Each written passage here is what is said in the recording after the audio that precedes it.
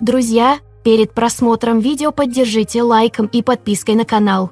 Однажды холодным осенним днем мы с моей женой Олькой и ее родителями решили попариться в бане. Благо у тещи свой дом и огромная придомовая территория, на которой тесть возвел двухэтажную деревянную баню.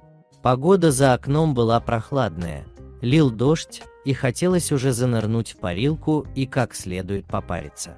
Мы подъехали к дому, где у калитки нас уже встречала теща с распростертыми объятиями. Ей на тот момент было 52 года. Настоящая русская женщина, пышных форм, всегда следящая за собой.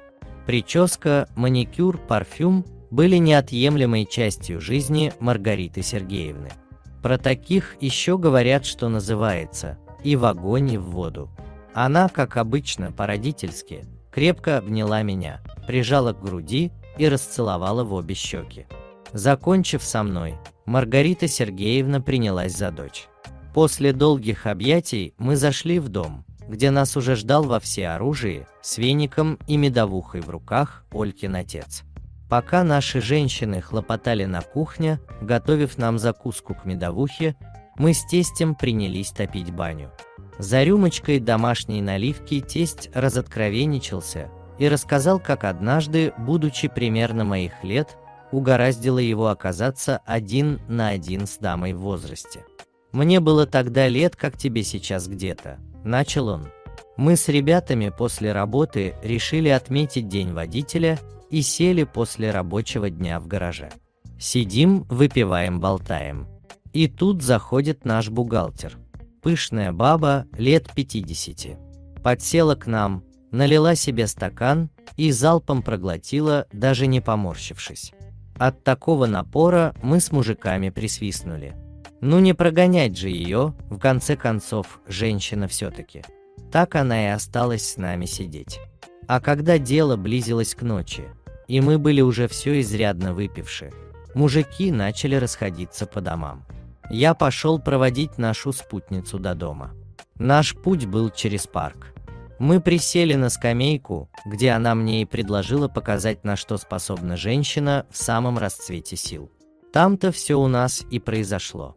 Конечно, жене я никогда об этом не рассказывал. Да и зачем? Начал оправдываться тесть. Я так и думал, что тесть тот еще ходок по бабам, и скорее всего это был далеко не единичный случай. При этом он работяга, никогда не скандалит, а если выпивает, то его сразу клонит в сон. Мечта, а не муж, как говорит моя жена. Да и теща сейчас была тех же лет, что и та дама. Я не представлял себе, как я, молодой парень, могу иметь связь с женщиной таких лет, ведь она мне в мамке годится. Как я заблуждался тогда, я даже представить не мог. Я его не осуждал. Чего в жизни не бывает. Просто про себя думал, что может и теща не промах, и давно растит своему мужу рога. Как же я был прав. Тестю я пообещал, что никогда никому не выдам его тайну. Мы пожали друг другу руки, улыбнулись и пошли встречать жену и тещу, которые к тому моменту уже нас заждались. Банька была уже готова, и мы, встретив наших жен, начали накрывать на стол. Помимо домашнего, безумно вкусно пахнущего хлеба, соленых огурчиков и запеченной курицы, они умудрились сделать мой любимый салат. Его всегда готовила только теща. И только тогда, когда мы приезжали в гости. Вот и сегодня она, видимо, приготовила все заранее и уже ждала нас с нетерпением. Все разложив и оставив на столе, мы пошли переодеться. Обернувшись в полотенце, мы всей семьей пошли в парную. Жар стоял что надо. После первых минут с меня сошло 100 потов. Погревшись, еще минут 10 решили выйти к столу, принять аперитивчик. Домашняя медовуха тесте еще то удовольствие, скажу я вам. Расслабляет лучше любого массажа. Приняв еще по одной рюмочке, мы начали задушевные разговоры. Теща интересовалась, когда мы уже порадуем их внуками, как дела на работе и прочие семейные темы. Я не заметил, как пролетело время. На улице уже начало смеркаться, когда я решил подняться на второй этаж, где были две большие спальни и душевая. Хотелось ополоснуться под прохладной водой перед тем, как собираться домой. Войдя в комнату, я скинул с себя полотенце и побрел в душ, в чем мать родила. Открыв дверь в ванную комнату, я увидел тещу в таком же прикиде, что и я. Я опешил. Не мог сдвинуться с места и стоял как последний идиот, глазел прямо на нее. Тело словно не слушалось меня, и я не мог сдвинуться с места. «Ну чего застеснялся?» – спросила она. Мои глаза округлились. Я не мог промолвить ни слова. «Иди ко мне, зятек. Я давно хочу тебя», – прошептала теща и протянула ко мне руку. Меня как будто ударило током и голову слегка повело. Я осознавал, что стою перед тещей абсолютно голый и смотрю на нее, не отрывая глаз. Она взяла меня за руку и притянула к себе. Сердце бешено забилось в груди, и я потянулся к ней, на миг забыв, что она мать моей жены. Я даже не понял, как все произошло. Еще минуту назад я был в растерянности от рассказа тести, а сейчас сам совершил то, о чем, возможно, буду жалеть. После я стоял в душевой, под струями теплой воды, и не мог собраться с мыслями. Голова кружилась, то ли от хмеля, то ли от произошедшего. А теща тем временем, как ни в чем не бывало, оделась, как обычно двусмысленно улыбнулась мне и спустилась вниз. Она села за стол и включилась в беседу мужа и дочери. У нее великолепно получалось себя не выдавать. «Куда делся Иван?» – спросила моя Олька. «Он, наверное, на втором этаже, думаю, моется», – ответила Маргарита Сергеевна. Я подошел чуть позже, дабы не вызвать подозрений. Сел к Ольге и боялся даже пошевелиться. Я старался не смотреть на тещу, а она обняла тестя, поцеловала его в щеку и, улыбнувшись мне, сказала, что сегодня поистине прекрасный день. В кругу семьи мы провели весь вечер и только ближе к ночи начали собираться домой. Ни тесть, ни моя жена ни о чем не догадались, по крайней мере, мне так показалось. Собравшись домой, теща, как всегда, вышла нас провожать. По привычке обняла и расцеловала сначала меня, а потом и Олю. Я не знал, как себя вести. Конечно, я давно замечал ее улыбки, взгляд и нежные объятия. Но не мог представить, что все зайдет так далеко.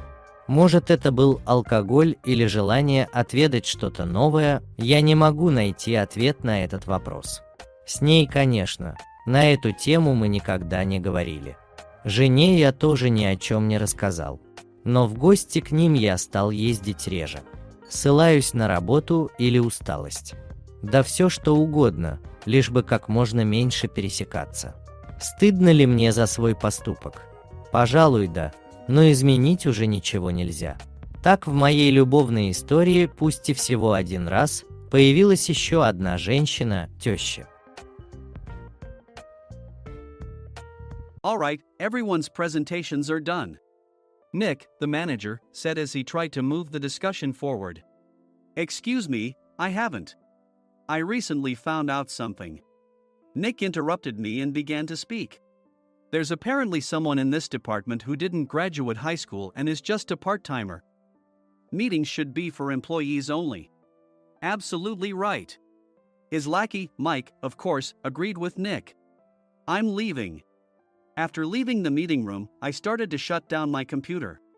I noticed that an email had arrived, not in my personal inbox, but in the company's shared email. Thinking, there's no point in speaking up, no one will listen, I went home quietly. The next day, I heard a commotion from Nick's desk. He was staring at his computer screen, his face pale. Nick? Is something wrong?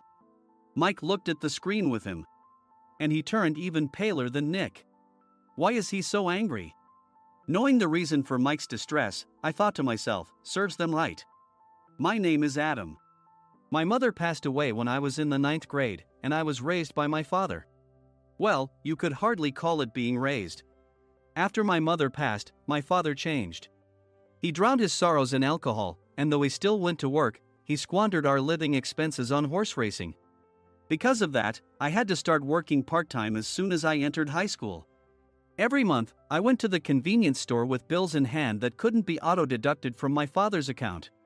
Even though I endured it because I didn't want to be alone, I reached my limit in my second year of high school and dropped out. I found a live-in job at a distant inn. Thank you for everything. The day I left home, my father, still staring at the TV, spoke. Take care. That was our last conversation. Back then, 18 wasn't the age of majority, so I needed my father's permission to work, and I couldn't hide my place of employment. Yet, my father never visited me even once. I kept working just to survive, and before I knew it, I was 42. Years of hard work paid off, and I was transferred to the headquarters. I was thrilled to be recognized by the company, as I thought I'd be working in the field until retirement due to my lack of formal education. Listen up. Our work can change the future of our employees. Don't drag us down. On my first day after the transfer, Nick, dressed in an expensive suit, spoke sternly. There was a reason for this. Our inn was located in a prominent tourist destination, known so well that everyone in the state could sing its commercial jingle. At its peak, we had 5 locations within the state. But that was long ago. Due to financial difficulties and aging facilities, only the place where I had worked for many years and the original establishment remained. I was prepared to lose my job anytime, but now there was a glimmer of hope. With the rise of social media, the tourist area where the inn was located started gaining attention again.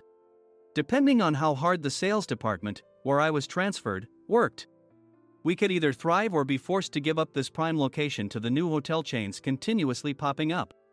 For Nick, who had switched careers from another industry to strengthen our sales, this was a battle he couldn't afford to lose. I understood why he had to be strict. I will do my best.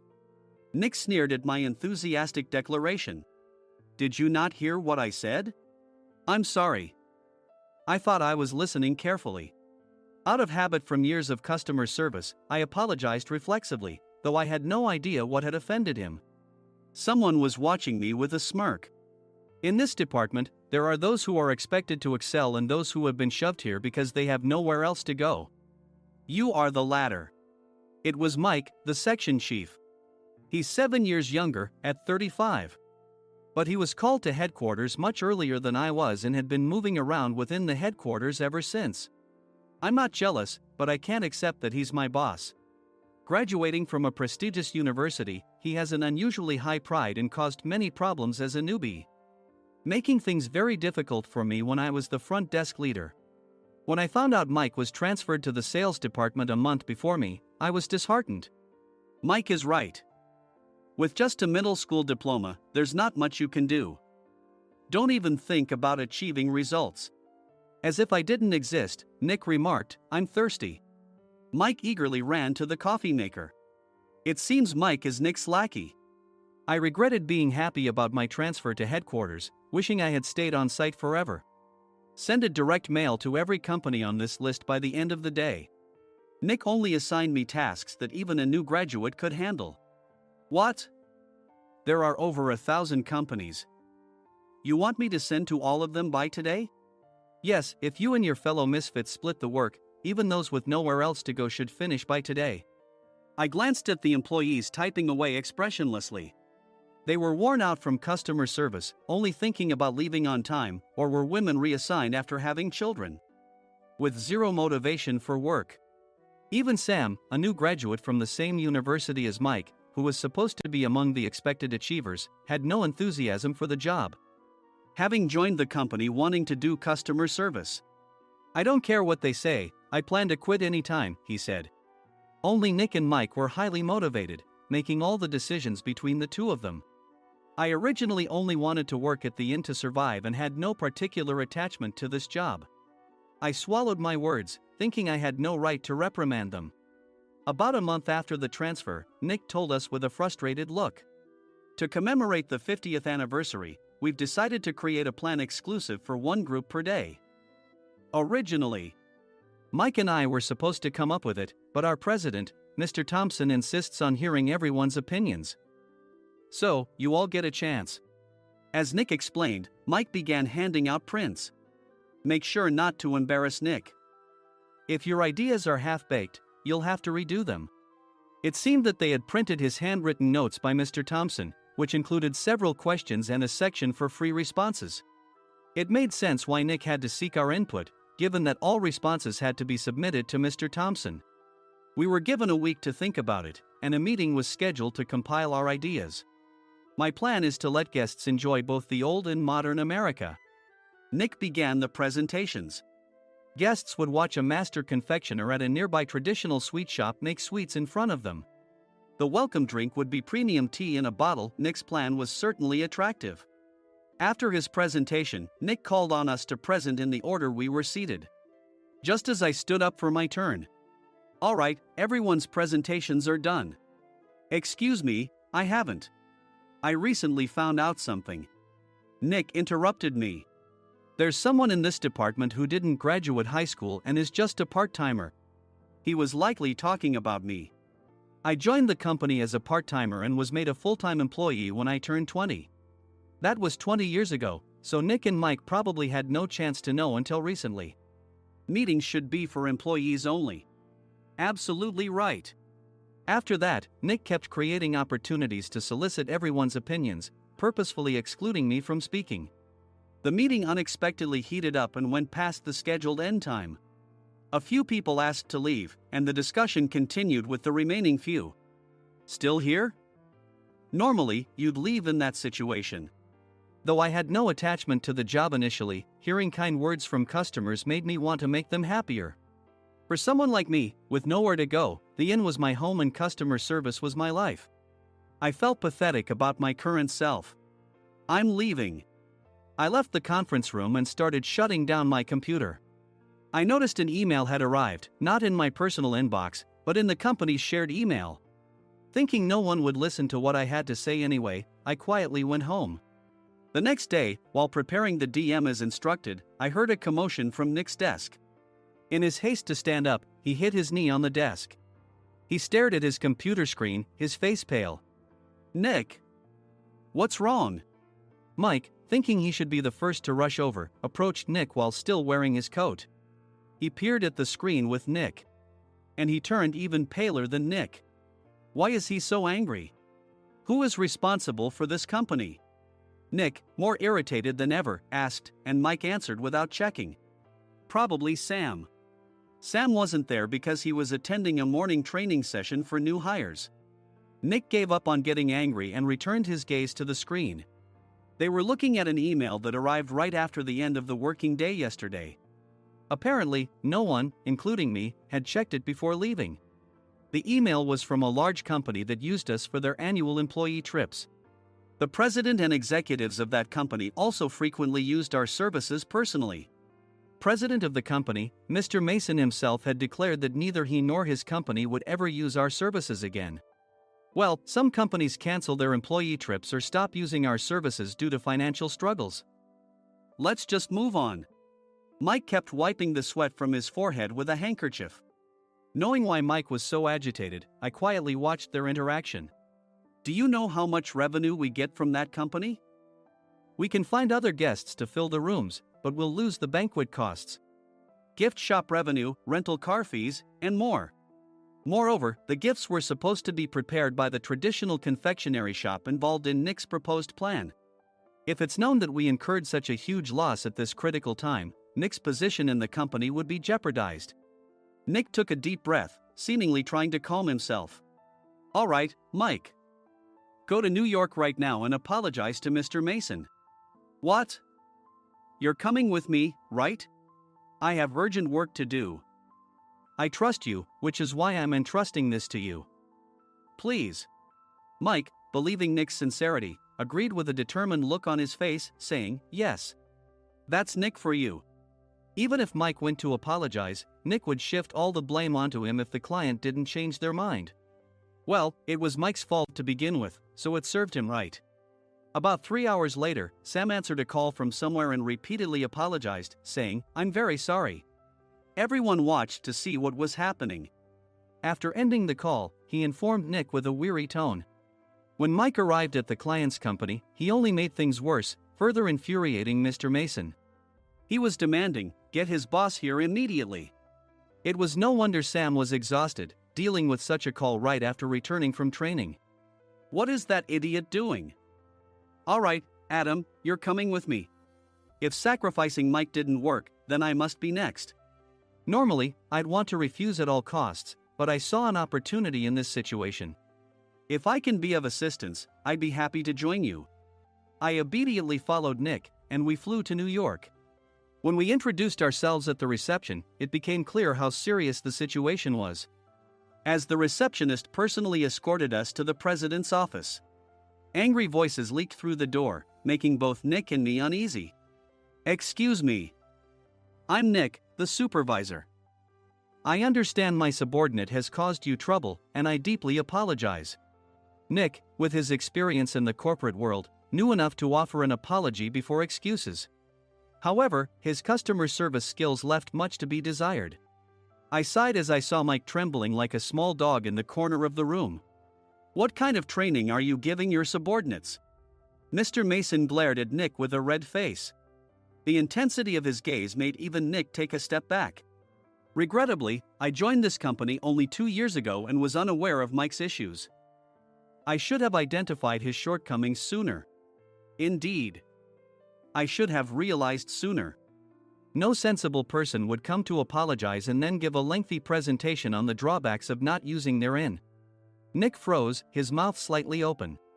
Suspecting the worst, I picked up the documents that had fallen to the floor. It seemed Mike hastily prepared these documents on the plane, listing the disadvantages. Disadvantage 1: if you change the venue for the company trip, employees might suspect it's for cost-cutting reasons, leading to a negative impression. Reading it aloud half-jokingly, Nick snatched the papers from my hand and checked the contents with a furious expression. Among the stack of documents was a receipt from a nearby convenience store's copy machine. I felt a pang of dread, hoping he hadn't shown the receipt as well. What do you think he said when I asked what kind of nerve he had to do this? I'm very sorry.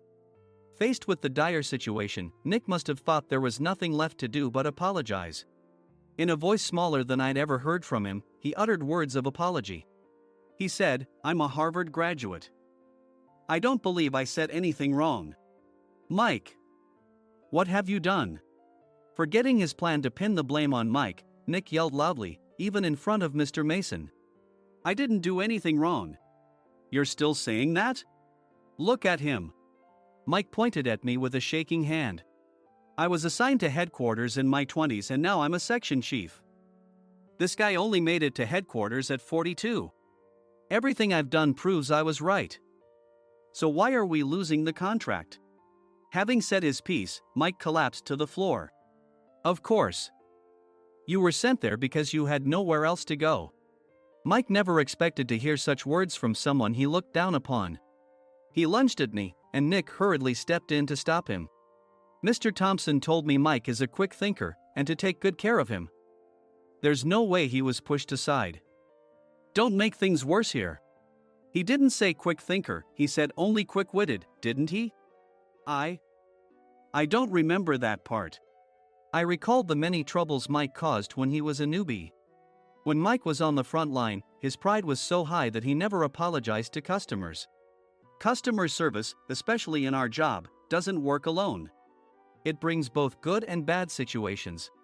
If the front staff or housekeepers made mistakes, or the cleaning company didn't properly clean a room, one had to apologize to the customers regardless of personal fault. Mike, in such situations, would never apologize, insisting he wasn't at fault. This often angered customers, and as the front desk leader, I frequently had to apologize on his behalf. He caused complaints and disrupted operations, which is why he was quickly moved to headquarters. In departments where he didn't interact directly with customers, his quick thinking was beneficial and things went well. But it seemed his flaws were starting to show. Corporate reservations are supposed to be entered into the system by the sales representative. But a quick check yesterday revealed that more than 10 items were missing from the client's reservation. The handover document clearly stated what needed to be prepared. Why didn't you enter it into the system? Why do we have to give them special treatment? Filling rooms near the banquet hall, setting up all the food in advance. Specifying the brand of wine, they're too demanding. No wonder he always angered customers, I thought, feeling a headache coming on. Grouping them in rooms near the banquet hall is for our benefit too. It makes it easier for the staff to set up beds and serve breakfast since everyone's schedule is synchronized. As for the other requests, Mr. Mason suggested them to lighten our load. I didn't know that. Nick finally seemed to realize that Mike was the one who had angered the client. What did you say to them? I just told them we wouldn't give them special treatment anymore. We shouldn't waste effort on things that don't bring in money. I was utterly exasperated at his lack of understanding of customer service. Of course, we shouldn't comply with unreasonable demands. But carrying over successful practices from past stays makes customers feel remembered and enhances their experience. Good memories encourage repeat visits. That's part of our job. I looked down at Mike, who was sitting on the floor. In our job, nothing is a waste. Mr. Thompson likely moved you to the sales department, hoping you'd finally understand this. How do you think he feels now that you failed to meet his expectations? Mike, tears in his eyes, fled the president's office. I was amazed he still hadn't apologized. You have it tough, Adam. It's okay, we're all employees of the same company. I deeply apologize for this disrespectful incident. Especially after all the care you've shown us. If it weren't for you, Adam, I really would have stopped staying here. When I heard you were moving to the sales department, I was willing to reconsider if you handled it. Seeing us talk so amicably, Nick's face contorted. Do you two know each other? Adam's service is excellent. I always requested him specifically. Normally, we don't accept specific staff requests, but we made an exception for Mr. Mason, adjusting my shifts accordingly. He had personally stayed at our hotel just before my transfer, and during casual conversation, I mentioned, I'm moving to the sales department soon. If I hadn't told him then, things could have been much worse. Please continue to take care of us. I look forward to it. On the return flight, Nick awkwardly offered me a can of beer. It's still working hours. Of course, I had no intention of forgiving him for a single beer. Nick might try to pin everything on Mike and avoid any consequences. While pondering this, a startling fact came to light. Nick, the tea bottles for the plan have arrived. I handed Nick a bottle labeled with our inn's name. They look good. What are you talking about? These are plastic bottles. I had assumed we would use the trendy, high-end bottling tea. But what arrived were ordinary plastic bottles of tea with customized labels.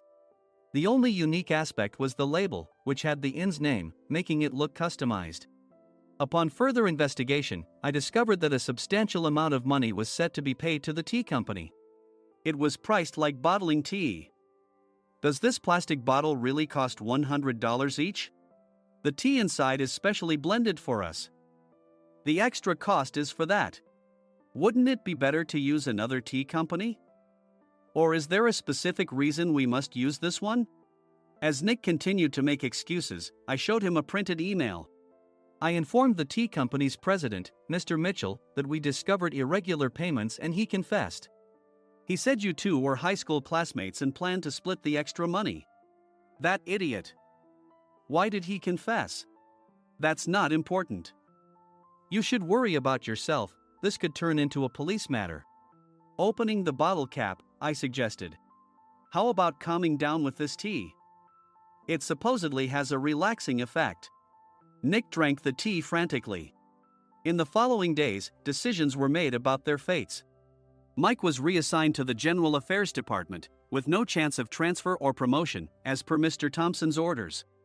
As for Nick, since the payment to the tea company hadn't yet been made, he narrowly avoided legal trouble. Instead, he was encouraged to leave the company, and to avoid further complications, Nick submitted his resignation. Rumor has it that connections between HR departments have made it difficult for him to find new employment. Even though it was good to have those two gone, something unexpected happened in the sales department. Everyone became motivated and united in refining the 50th anniversary plan. In the end, my plan was adopted. We collaborated with the Tourist Information Center to provide personalized guides. The plan, tailored to the number of guests, was truly special for the 50th anniversary. Hey, is Adam's family coming to stay? I immediately booked that special plan for my family. Sam noticed it on the reservation list and quickly picked up on it. Yes, I'm inviting my father. That's great. I might invite my parents too. I lacked the courage to face my father just as Adam. But here, with the confidence Mr. Mason praised, I felt ready. The 50th anniversary plan was a perfect opportunity to reconnect with my father. I hope to bring back the days when we could laugh together as we once did.